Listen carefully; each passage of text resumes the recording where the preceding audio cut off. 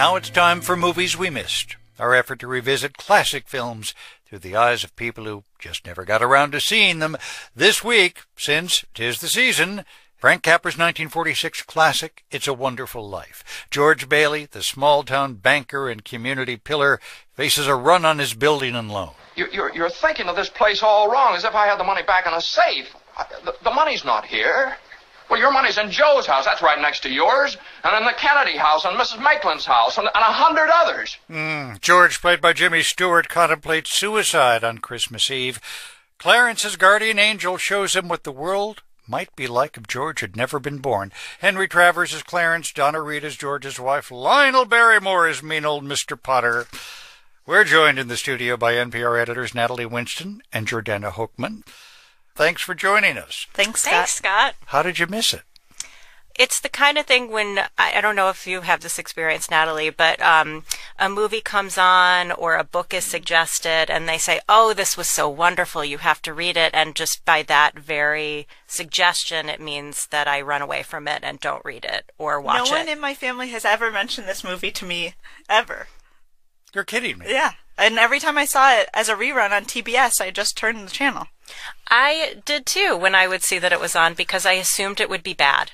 Well, all right, so you've seen it. What do you think? It's really sweet. Yeah, it's really sweet, and it really, it really holds up, and not all old classics do. But here's my question. Other than the fact that it ends on Christmas, I don't really see why it's a Christmas movie. It's, there's spring and summer. Elf is about... And then it's Christmas, and so it's a Christmas movie. It's a Christmas movie. Yeah, you have to wait a long time for it to become clear that it's a Christmas movie. But it involves, God and some spirituality. There are these talking star constellations in the beginning that set you off. Well, and there's a guardian angel, Jordana. I know, but it takes you some time for that to click. Hey! Merry Christmas, Mr. Potter! Happy New Year to you! In jail! We looked into the background a little bit. A guy named Philip Van Doren Stern wrote this in 1939. He couldn't get it published, so he turned it into a Christmas card. It somehow got into the hands of Cary Grant's agent, and RKO Pictures paid rights to the Christmas card, I guess, $10,000. Christmas card? Yeah, a Christmas card. This was a 2-hour and 10-minute movie. Well, what they do is they sell the rights to the Christmas card, and they turn to the highly underpaid screenwriters who all need good editors and say, turn this Christmas card into a... They did a good job. Yeah. For a Christmas card. I don't know if it was just a picture, but it was probably, a story in there. What favorite scenes did you see? I loved when we did the contrast between the town that would exist if George Bailey weren't in it, Pottersville. Yeah. And we got to see this whole alternate universe. Oh, Sheldon Leonard is the barkeeper. Just a cruel man, isn't he? So, the difference between how everybody is nice in the original version and then in the... Yeah, but I have to say, they're nicer in Bedford Falls, but Pottersville looks more fun.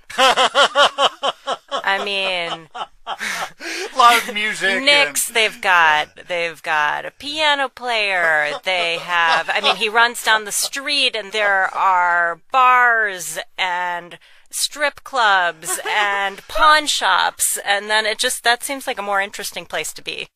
All right, the sequel. Natalie?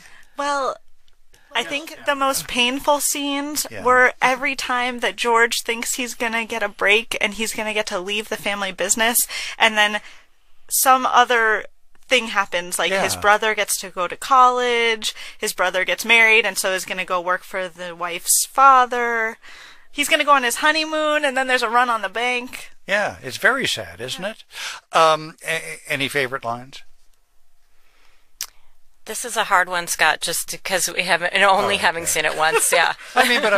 What about, I bet you can finish the sentence. Every time a bell rings... an angel gets its wings. Yeah, that's kind of a nice one, isn't it? That was a nice one. I think that was in the card. Okay, I wrote, and I had to look up, this is, I think, one of my favorite lines, okay? Mm-hmm. Oh, just remember this, Mr. Potter. It's hard. I'm sorry, you can't do this without trying to do Jimmy Stewart, okay? Just remember this, Mr. Potter. There's a rabble you're talking about. They do most of the working and paying and living and dying in this community. Well, is it too much to have them work and pay and live and die in a couple of decent rooms and a bath? So, what do you think? I thought that was pretty good, Scott. God bless, thank you, yes. But watching this movie, I assumed it was all kind of saccharine and maudlin, and it's really not. It sounds like you like this movie more than you thought you would. Yeah. There are a lot of ups and downs, and the ending is like Jordan was saying, it's more surprising and nuanced than you would expect. And Bert and Ernie. Bert and Ernie. Well, did you not know that's where it comes from? I had no idea that the cab driver, right? influenced this movie. Right, exactly. and there's a love scene actually, right? Don't Right, they kiss as I remember in the rain? Kiss. Yeah, It's rather sweet. yeah. That's something you're not expecting in a 1946 film, is it? No. Come to think of it, it's wonderful talking to both of you. You too. I think. It's a wonderful life. It is a wonderful. It's a wonderful life we all have here. Yeah. That's very true. NPR's Natalie Winston and Jordana Hochman, thanks so much. Oh, and if I may, lastly, yee-haw!